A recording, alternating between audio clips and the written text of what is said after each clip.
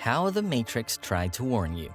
The Matrix is one of the best movies of all time, earning over $460 million at the box office. Matrix terminology like the Matrix and the Red Pill have even become commonplace in popular culture.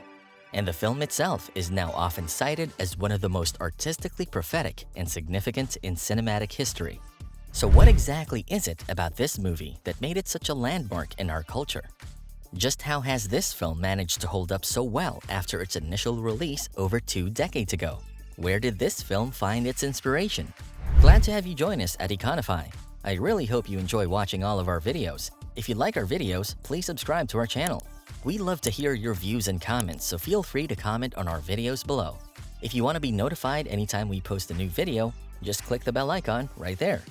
Today, we'll look at the movie Matrix and the subtle warnings it's been giving folks for a long time. Feel free to stay till the end of this video. Alright fellas, let's get things started. Nearly everyone who has seen The Matrix has felt some resemblance to Neo or Trinity.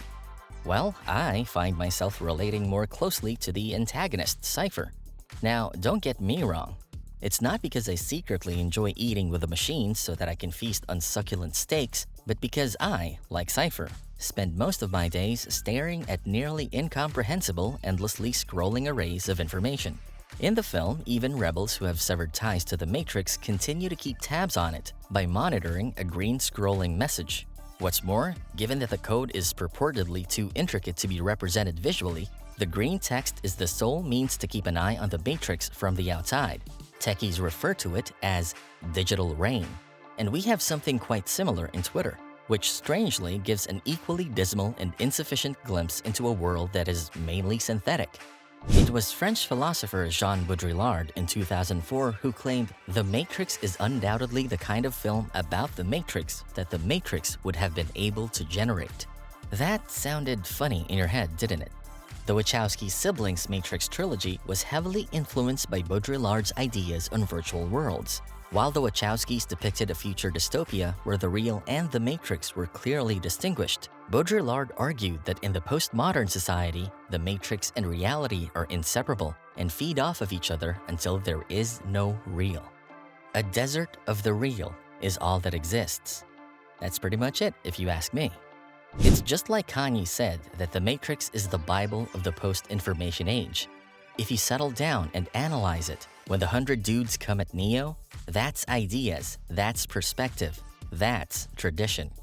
And if you have a team behind you, a vast focus, and master sensei like Lawrence Fishburne, you can slow down time itself.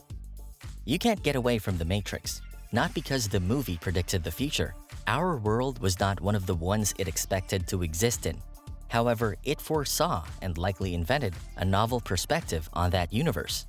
Since 1999, the actual world has given a lot of folks the chance to use the Matrix as the cornerstone of a terrifyingly complete and self-adoring denial of whatever was there in front of their noses, which roughly translates to, reality is phony and I don't have to listen to anyone regarding anything.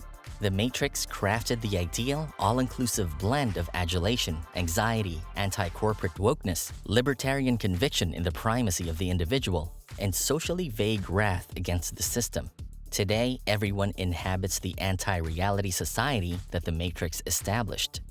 If we believe Morpheus from the movie, the Matrix seems to be everywhere around us, even in your room right now as you watch this video.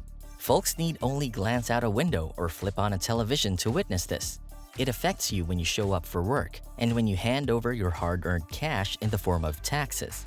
The veil of this world has been drawn over your eyes so that you cannot see the reality of your situation. You are a slave. It is somewhat like a prison of the mind. The film depicts a world where advanced technology has deceived and controlled its inhabitants, demonstrating the dire need for a collective awakening. It's also about how we've completely ruined the natural world around us and carry on as though nothing has changed. The film implies that we, unlike Neo and company in the Matrix films, will never be able to escape or let go of the Matrix, which includes our social media personas, our mass media, and our sense of who we are and where we are in the world as reflected in the Black Mirror. Although we now have some idea as to what the Matrix actually is, it's really only a few of us that are quite ready to sign out. The Matrix and AI. The movie does reveal that humanity developed AI and used it to burn the sky. However, the film also contains a hopeful undercurrent about the human race as a whole. In the movie, ignorance is the universal sin. Because of a complex network of lies and manipulation, many people today do not understand that they are actually surviving in a dystopian wasteland. Without any connection to or understanding of the natural environment that should be their home, they are trapped in a nice artificial reality of technology. Nobody can love, protect, or repair something they don't know. Like the Matrix's captives, do we not know our true purpose? Have we been tricked into thinking that what we see with our own eyes is the sum total of existence? Maybe there's more to it than that. Is it possible that we, as a species, are in captivity? Tell me, what's the real deal? The Matrix appears to be a cautionary tale, a warning about the dangers of progressing too far down the road of modernity, when technology has permeated every facet of existence, to the point where we've literally linked our minds to the devices of a select few. You see, in this day and age of mass production and excessive consumption, the powerful need to use media and advertising to keep themselves in the public eye.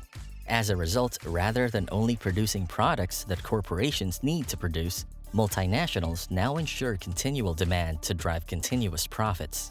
Every day, you can use the universal public and large tech's established framework, individuality, and culture as the ideal vessel to maintain relevance.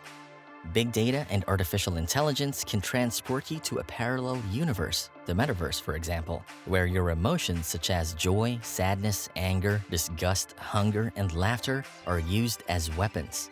Simply put, your 24-hour-a-day, 365-day-a-year diet of television is not a vision, but a stream of manufactured data that can be filtered and manipulated to promote the kinds of ideas and ideals that will lead to the kind of social harmony and economic growth that will make you rich. Well, we had no idea that day by day we were giving up more of our freedom to a widespread narcotic whose dealers could make the drug say anything they wanted it to. And that people is a great environment for the growth of technocracy, which is represented in the Matrix film by artificial intelligences using human consciousness to expand their rule. Is Elon Musk the real-life Neo? The billionaire CEO of Twitter claims he can make out the ones and zeros. Who knows, I suppose? The chances of us not being in a computer simulation are so low that Musk has reportedly hired scientists to break us out. To add to his Agent Smith vibe, he also owns a company called Neuralink that develops ways to link human brains to computers. Humans, the analyst in the movie repeats to Neo, don't give a damn about facts. Everything in it is made up, and fiction follows the lead of the author's emotions. It's one of many times throughout the Matrix series that manages to capture the spirit of modern world with uncanny accuracy. It appears in the final film that the machines have learned from their mistakes in the previous ones, making the Matrix more resilient than ever. These days, the machines feed off of human fears and frustrations by channeling them back into popular culture in the form of entertainment. The premise of the Matrix trilogy was built on the idea that people yearn to disconnect from the virtual world and engage with the real world. Well, Lana Wachowski argued in The Matrix Resurrections that the last 20 years have shown otherwise. Baudrillard's The Universe and All of Us Have Entered into Live Simulation was written in the final chapter of his 1981 philosophical book, Simulacra and Simulation, which was mentioned in the first Matrix film. And it turns out that folks love it. Okay guys, we've come to the end of this video. Tell us what you think of it down there in the comment section, and remember to click like and subscribe if you haven't. We've got amazing content for you too. You don't want to miss out. Just hit the notification button and that's it.